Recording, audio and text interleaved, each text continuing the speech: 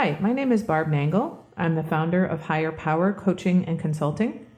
I want to welcome you to my podcast, Fragmented to Whole, Life Lessons from 12-Step Recovery. This is episode 41, Discipline Equals Freedom. I think I first heard the expression discipline equals freedom from Jocko Willink. He wrote the book Extreme Ownership, and he was the commander of SEAL Team 3 in Iraq, which I believe was the most decorated SEAL team in the Iraqi war. You may know him from his podcast, or he has a bunch of other books too, one of which I think is called Discipline Equals Freedom. Anyway, I was turned on to Jocko by a friend of mine who's really into jujitsu, which Jocko was also really into jujitsu. And I started reading the book, and it was really helpful to me. And if I remember correctly, it was in the early days of my recovery when I got a hold of this book. And it helped me to understand, both in my private life and in my work life, that I need to take ownership of my life. If there's something going on in my life that's not working for me, then I need to take extreme ownership and figure out what to do about it. I need to take responsibility for any aspect of my life that's not working for me. And I need to determine what I need to do, what I need to do to change, not what do other people need to change. The first situation in which this came in handy was at work, and I was part of a team, and my boss was not really taking charge of things in a way that I would have liked. And I realized that because I was the senior person on the team, having been there longer than everybody, as well as having a much wider purview than everybody else on the project, that I needed to stop waiting for her to rescue us and to get things straightened out, that I needed to take extreme ownership. So I set up some suggested boundaries for the group. It included things like, if you need to communicate with this team, you need to ask yourself some questions first. Number one is, who needs to know this information? Number two, can this matter wait until our next meeting? If it can't wait and you must communicate with others soon, then you ask yourself, what's the best method of communication for this particular matter? Is it telephone, email, in person? If it's in person or on the phone, when you contact that person, the first words out of your mouth should be, do you have a moment?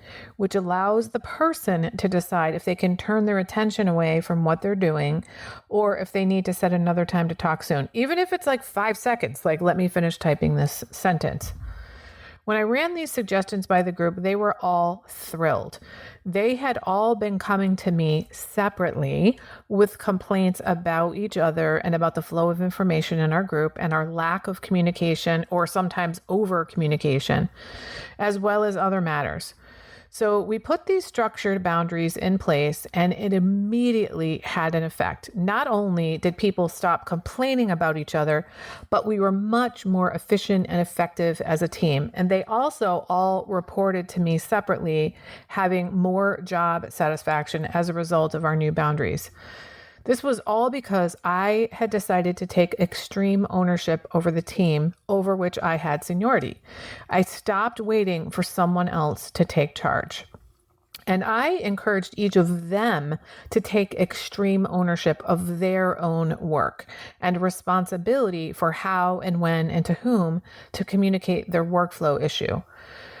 So, what does this have to do with recovery? Well, everything. Let me explain. For example, someone in recovery was recently talking about their job and how they were watching some really shady things going on at work. And they realized that if they had had the financial discipline that they are seeking, which was to have 6 months of prudent reserve set aside to cover their living expenses, then they would have had the freedom to walk away from that job. In other words, if they were disciplined in their financial life, they would have had the freedom to walk away from a job where shady things were going on. They'd have the freedom of going out and looking for a different job that's in line with their principles, as opposed to staying at a job that violates their principles. Another area in recovery, the discipline equals freedom, is in regard to people in recovery programs where they need to have a dating plan. For example, a sober dating plan might include a red light, yellow light, and green light list of dating behaviors for themselves, as well as a list of those behaviors for their potential mates. If you're not familiar with this notion, green light lists include healthy behaviors. Yellow light lists include warning signs or areas that are slippery slopes and maybe are only okay under certain controlled circumstances. For example, if you check in with your sponsor before and after the date. And a red light list is typically a deal breaker. If you have this kind of plan in place, you can relax when you're in a dating situation because you've already made up your mind ahead of time about your acceptable dating behavior. You don't have to make decisions in the moment, and you have the freedom to be fully present and authentically connect with the human being that is in front of you instead of being in your head. You don't have to worry about the obsessive and compulsive thoughts in your head because you're not going to have them because you've got freedom, because you have the discipline. You already know what the rules of engagement are. The same is true if you're in recovery and you have a food plan. You have a red light, yellow light, and green light food list, and you have red light, yellow light, and green light food list or lists of food behaviors. For example, a red light behavior might include eating unplanned meals or eating between meals. If you eat anything from your red light list, you've broken your abstinence. These, quote, rules of engagement are the discipline you follow, and they lead to freedom. Freedom to be in places where there's food and not have to make decisions on the spot. The freedom to be fully present when there is with the people who are with you when there's food around because you know that food is not for me. And you only have to think about food once a day when you're planning it. Whereas if you didn't have this kind of discipline, you'd probably be playing all kinds of games in your head all day long, trying to rationalize why it's okay to have something or not have something. Having these kinds of disciplined plans in place means you're taking step one consistently. Your dating plan or your food plan or your time management plan are you declaring to the universe, I am powerless over people or relationships or food. Having that discipline to have the plan in place enables us to have the freedom to live our lives while also accepting we're not normal daters or normal eaters, for example, that we're an addict of some kind and we have to act like it. Another simple way in which I think of discipline equaling freedom in my recovery life has to do with outreach to fellows in recovery. I have a lot of calls and coffee dates with people in recovery, and I allow myself an hour of time, for example, and I set a timer for 55 minutes, and I usually tell the person that I've done that so that when it goes off, I say, oh, there's my 5-minute warning. I have to go in 5 minutes. I tell them that's what I need to do for myself so that I can make sure that I made all of my commitments. What that does, that discipline of setting the timer, which is a boundary, by the way, is it allows me to be fully present with the person. I don't have to be thinking about, are we almost out of time? I don't have to be watching the clock. I don't have to worry about cutting them off or being able to step in at the right moment because the timer is going to go off. And there's no way they're not going to notice it. My discipline with time allows me the freedom to be completely present with the person, to own my own time and my own life, and not worry about having to police them and stop them at the right time or feel like I'm being rude. It's been an extremely helpful part of my life since I've been in recovery. And I never would have figured that out before recovery because I really didn't have boundaries. That freedom to be present may not sound like much to some of you, but I spent so much of my life before recovery not being present with people. I was in my head thinking about all kinds of other things other than what the person was saying, like what they think of me, how I'm going to spin things, what I'm going to say next, how I'm going to have to cut them off to get a word in edgewise or to get out of there in time, or I'd be building up a resentment because they were taking up so much of my time, or whether I'd have enough time to do what else I plan to do, you name it. But now I can completely focus on the person and our conversation without being distracted. And this leads to much more authentic and meaningful connections with others.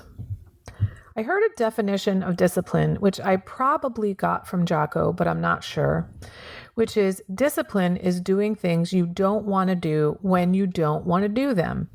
Now, that may be true in general, but I think for me, it's putting a structure in place one time so I don't have to think things over and make decisions over and over and over again.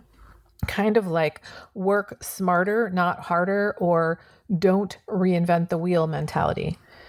There's a guy I follow online. I get a ton from him. His name is Ramit Sethi. He has all these online businesses. He's a blogger and he's fucking brilliant.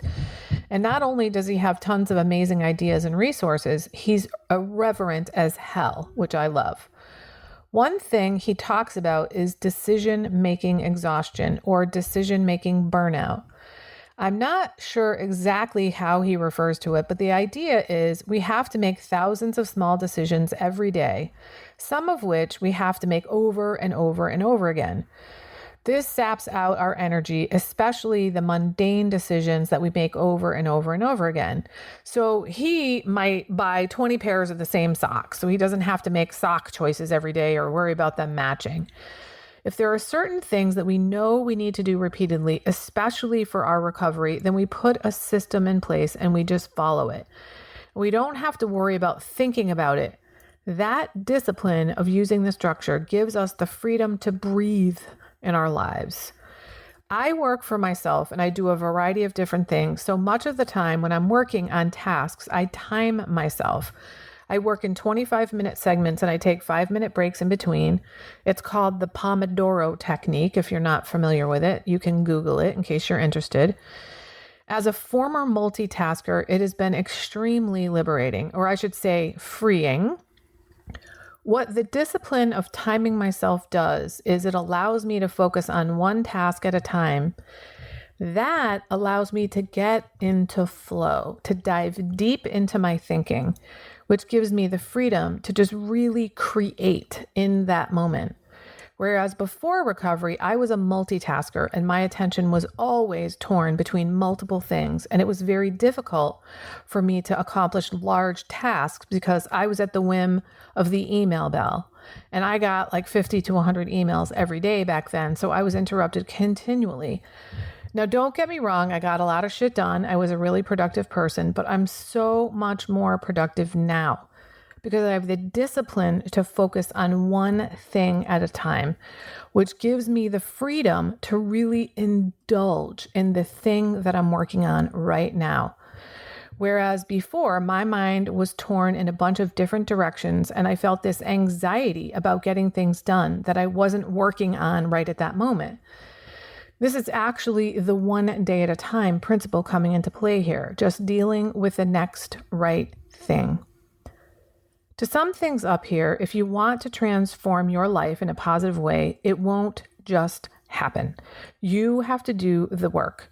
If you're not a disciplined person, you may think that discipline does not equal freedom, that it equates to being constrained or the opposite of freedom.